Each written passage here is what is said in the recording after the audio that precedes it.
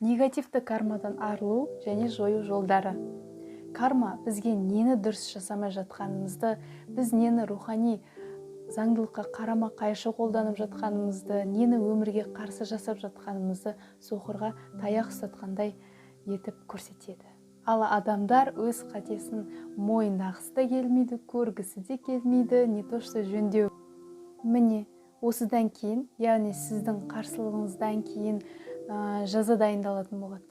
Яғни өз қатесін түсінбеген, елемеген адам міндетті түрде өз сазайын алады. Өмірде ешкім жайдан жай таяқ жемейді.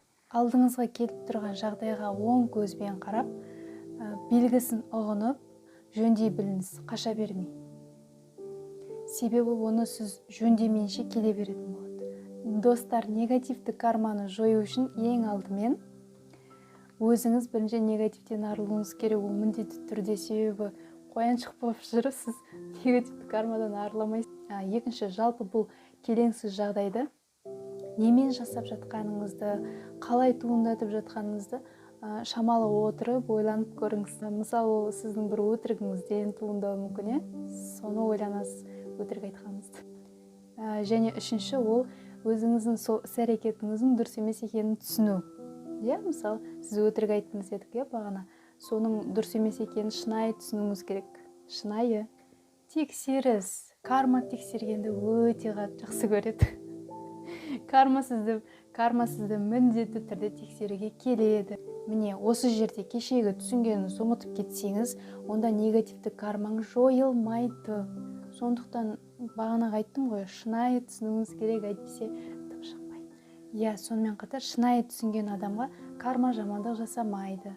Яғни түсінікті ғой дейді да, сізге мүмкіндік бермей, сол кезде негативті кармаңыз жойылады. Жалпы карма келгенде қалай сақтану керек, өткен сабақта айттым, реакция және тағы да басқа заңдарын да айттым. Сол сабақтарға сілтеменің барын осы видеоның астына қалдырып кетем. Егер көрмеген болсаңыздар, міндетті түрде қарап шығыңыздар. Достар, келесі сабақта біз ақша кармасын есептеп үйренеміз. Ол ақша кармасы деген бар және өте маңызды қазіргі материальный өмірде. Сондықтан келесі сабақты жіберіп алмаңыздар. Кейбір кісілерде жоқшылықтың кармасы болуы мүмкін, соны қалай жақсартамыз? Соның барлығы келесі сабақта айтылатын болады. Әдістер беріледі, жолдары беріледі дегенде, ол үшін осы видеоға міндетті түрде пікір қалдырып, лүпіл басып кетіңіздер. Сіздермен болған Алтынай Аман, келесі кездескенше. Бүгінгі эфирді оқып бере салайын. Яғни өз қасиет қиын. Достар, кейбір кісілерде жоқ өзінше болып отыр. Ең маңыздысын кетіп ма?